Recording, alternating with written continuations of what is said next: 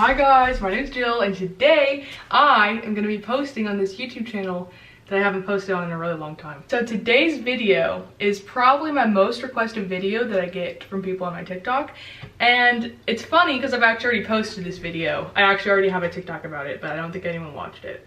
It was from like a year ago. So I just figured that a YouTube video for this topic might be a little bit more helpful so I can go more in depth, give you more little details, you know? So today, I am going to be teaching you guys and sharing my recipe for the best ever, the easiest, the fastest, the most delicious tasting vegan chocolate cake. If you don't already know, I'm vegan. I've been vegan for like 3 years and everything I bake is vegan, but my goal is always to make everything taste as good as it possibly can, even better than the non-vegan things. I don't want you to be able to tell the difference, you know? This is my go-to recipe. It's very fast. I can make like 8 layers worth in like 10 or 15 minutes. It's very easy. It's like almost a 1 bowl recipe. Also, it's really nice because you can freeze the cake layers once you bake them and save them for later.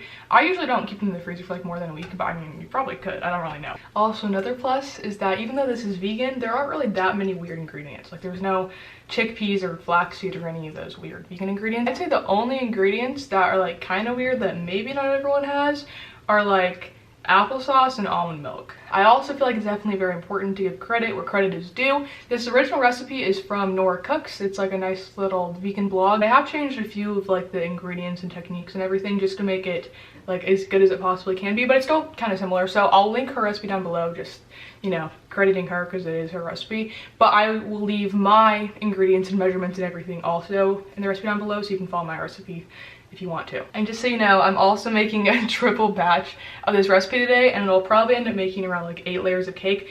And I know that's a lot, and you guys probably don't want to make 8 layers of cake. So for the recipe, I'll just link the single recipe down below, not the tripled version, because that's a lot. Also, do you notice anything different about my setup? Maybe the audio, maybe the quality. Well, maybe you can't even tell from my other videos, but I got a camera, the Canon G7X, actually, thank you for asking, and it's a lot better. It definitely is a lot better than my old iPhone that I was using, but it probably looks bad today because it's like really gloomy outside, so it's not the best lighting, but it's still, you know, it's good, it's working. I think I've talked for way too long now, so we probably should just get into the recipe. Okay, let's go. So here I have laid out every single ingredient that you'll need for this cake. Maybe it looks like a lot, but honestly, it's pretty simple, but there are a few ingredients that are very important that I want to talk about. So for the most part, all these ingredients are pretty basic, like basic sugar, basic flour, whatever, but there are a few ingredients that I want to make sure that you guys get the right ones, just so your cake doesn't turn out bad. So first, this is a chocolate cake, so we're gonna need some cocoa powder, but this is very important. Make sure you either get dark or Dutch processed cocoa powder. Don't get regular. So the one I'm using is just like at my local grocery store. It's just the Hershey's chocolate cocoa powder, but it's the special dark cocoa powder. I just got cocoa powder on me. Oopsies. I probably would not recommend making this cake without using Dutch processed or dark cocoa powder just because it makes it very chocolatey and also gives it a nice rich flavor. Very important. Just take note of that. The next important ingredient that we have here is our unsweetened applesauce. Please make sure you don't get sweet, make sure it's unsweetened, otherwise the cake will be too sweet. But I know you're thinking, like, Jill, that is so weird. I don't want to put applesauce in a cake. It'll taste weird. I promise you can't taste it. It just is there to make it more moist. And it also sort of acts like an egg replacer in the same way. So just trust me on this. I promise. I think we got that all of the way. So now let's just get on to making our cake. So the first step of this recipe is we're going to be making our own homemade vegan buttermilk. It's very simple. It's just 2 ingredients. But this makes the cake rise more and it makes it more moist. It just helps it be a little more delicious. I'm just going to pour all of my almond milk into a bowl. I'm using 3 cups since I'm making a triple batch, but you're just going to use 1 cup if you're making a single batch, so don't worry. And now to our bowl of almond milk or whatever non-dairy milk you want to use, I'm just going to add my apple cider vinegar. So I have this just whisked together. I'm going to set this aside so it can kind of take a little time to coagulate and become buttermilky. This sounds really gross when I'm describing it, I promise it's not. But anyway, just put this aside, okay? Next, I have this ginormous bowl. It's like the only one that's big enough to make this cake in. Into this, I'm gonna add my 6 cups of flour. So I got my 6 cups of flour, and now it's time to add my 5 1/4 cups of sugar. Just please remember to look in the description for the measurements for a single batch, because I can kind of guarantee that you probably don't want to end up with 8 layers of chocolate cake. Maybe you do, but it's up to you. Now it's time to add our dark / Dutch processed cocoa powder that keeps spilling all over me, by the way. That's kind of rude. And I know how annoying and time consuming it is to sift stuff. I hate sifting stuff, but for cocoa powder it's kind of necessary because it's pretty clumpy. So here I just have my little sifter thing, and I'm going to run it through this before I put it with the rest of my dry ingredients. Now I'm just sifting away. I swear the cocoa powder is so dry. Every time I do this I like have a coughing attack, but maybe try not to do that. Now it's time to add our salt. I just keep mine this little ramekin thing. And this just helps bring out the chocolate flavor a lot. Plus it's important just in most baked goods anyway, so we're gonna add that. Now it's time to add in our leavening agents to our dry mixture. So we're using baking powder and baking soda. And of course these help all cakes rise. Like it's just helpful in like any kind of cake, you know what I mean? But for vegan cakes they're especially helpful since we don't have any eggs. These help them rise even better. Okay, we have all of our dry ingredients in our bowl now.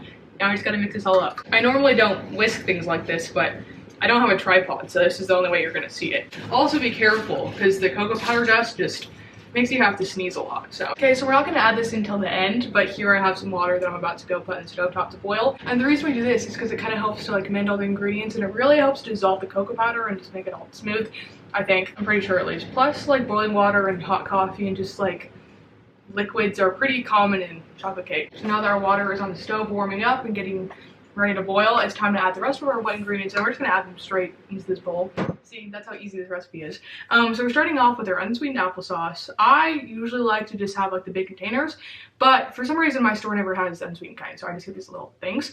And I think I've just been baking for so long that I know exactly how much one of these is. This is like between a 1/3 cup and a 1/2 cup. So I usually just measure them by pouring the whole things in themselves, you know, but you probably should measure it by using like a cup measurement. But you know, I'm gonna add them in now. Alrighty, we have our applesauce. Oh, don't spill. We have our applesauce added in to our dry ingredients now. Now it's time for our next wet ingredient, which is canola oil. You can always use vegetable oil. I believe in the original Nora Cooks recipe that I kind of base this off, it says you can use melted coconut oil, but I tried that before and it didn't turn out good. It was like really dense. So I would just recommend using like a liquid at room temperature oil. Now we have our canola oil in there, and you might be able to hear the water starting to boil also. It's kind of coming along. But our next wet ingredient we're going to be adding is vanilla extract. Honestly, I don't even use real vanilla extract, which if you want to, that would make it very great. But I do make so many of these cakes, like, I don't know, I probably make like 5-10 layers a week that using real vanilla extract might get a little spendy. So imitation vanilla extract works too. You do you. And now it's time to add in our last of the wet ingredients, which is the buttermilk that we made earlier. And I'm just gonna pour this all in. So right now it's looking a little ugly, but we're gonna mix this all together. I usually just whisk it by hand, but you can use a stand mixer if you want to. And after we do this, we're gonna add our boiling water. Now all of our cake batter is mixed together. At this point, honestly, it kind of looks like brownie batter. Like if you can see, it's pretty thick right now before we add the boiling water. It might still be a little bit clumpy, but that's okay. Just try not to overmix it, because then the texture gets a little bit like dense and rubbery and kind of gross. So I just took it off the heat, but we have our boiling water. As you can see, it's pretty steamy. So I'm gonna add this 1 cup at a time because I'm doing 3 cups. But for example, if you're doing 1 cup, then you should add it 1/3 at a time. So I'm just gonna pour it in there with my left hand as I'm whisking with my right hand and just try to get it all combined the best you can. This is what it looks like at 1 cup of water. This is what it looks like at 2 cups of water. And this is what it looks like with the final 1/3 cup of water. In your case, it'll be probably not 3 cups of water, but you know what I mean. So clearly this batter is very runny. If you make this yourself, it might be a little frightening the first time. Like I know it looks like it's way too runny, but I promise this is just a normal thing, you know. It's how a lot of chocolate cake batters are. Now our cake batter is made and it's ready to go. So let's talk about cake pans. Clearly, I have a lot of cake pans. I got these off of Amazon. They're just 6-inch cake pans. Honestly, they're really not that good. Like, they're not even non-stick. They're just the cheapest ones they had, but they still work. So, I mean, you can get the cheap ones if you want. It doesn't really matter. I have 8 of them here, and usually the triple batch of this recipe is like the perfect amount to fill up all 8. But if you're making a single batch, it usually fills up to like 2 to 3 6-inch cake pans. And for some reason, some people have kind of gotten angry about the next part, but I don't use parchment paper. I just use nonstick spray and it comes out perfectly fine. For other recipes like my vanilla cake, I have to use parchment paper, otherwise it sticks. But for some reason, this recipe is just fine using nonstick spray. So it kind of saves the hassle and saves a little money. But I mean, you can use parchment paper if you want to, but I just never do. So here I have just some basic vegetable oil nonstick spray. You can kind of use whatever. And I'm gonna spray all of my pan. Just make sure you do it pretty generously on the sides and the corners of the pan and the bottom, you know, just so nothing sticks. Okay, not gonna lie, if I'm being completely honest, this next step is kind of my least favorite part, because since the batter is so runny, it's pretty hard to pour it into the pans without making a mess. But I try my best. I think I've gotten better at it, but it does spill a little bit of batter, so it's kind of a downside. That's okay. But technically, I made enough batter to fill up 8 cake pans, except this cake pan right here kind of ran out, so that one doesn't have very much. I just don't want to waste any batter. And I'm not gonna lie, I didn't do that bad. You know, I didn't make too much of a mess. So I have my 8 pans full of batter. I'm gonna put them in the oven, but I forgot to preheat the oven until now, so it'll be a little minute till it's preheated. But I have it at 350. In case you're wondering. So for these chocolate cakes that are in 6-inch pans, I usually bake them anywhere from like 55 minutes to an hour, maybe an hour and 5 minutes. It really just depends on your oven, the size of your pan, how much batter you put in. I put in kind of a lot of batter. They usually like rise above the cake pan, so they're pretty thick. So that's why it takes like an hour to bake. You know, it's kind of a while. I'm adding my last of my 8 pans to the oven. I just have 4 on each tray. And now I'm gonna, you know, bake them. Okay, so since the last time you've seen me, it has now become dark outside, but 57 minutes later, my cake timer just went off. So I'm gonna test and see if they're ready to take out of the oven. So I just inserted a toothpick into the middle of the cake. It's probably not gonna focus. It came out clean, okay? That's all you need to know. So they're ready to take out. The most important part, take them out with your bare hands. Okay, they're looking super nice. That one actually looks kind of weird. The rest of them are looking super nice. This one's a little short, so that'll probably just be the one that I eat, you know? But I'm gonna let them cool, and then we will slice into one and see how it is. Okay, so it is now hours later. It's 11:23 p.m. I was getting ready to go to bed, and I realized I never showed you guys the final cake, which is kind of the whole point of this video, so I'm just gonna show it to you now. So I already removed the rest of my cakes from their pans. I depanned them, one might say, but I have this one left. This is like the one that I just didn't know what to do with because it doesn't really have enough batter in it, so I can't really use it like in a cake. So I'm just gonna cut it up and eat it and show you guys. So as we know, I don't use parchment paper, but normally the way I get them out is I just like run around the cake a few times with a butter knife and just kind of let gravity do its thing. So I just kind of, maybe don't do it like this, but I don't really care about this cake. So, okay, hold on. Okay, this one needs a little more coaxing to get out. It looks really sad because it's really short. But this was baked for 55 minutes because I forgot to take it out earlier.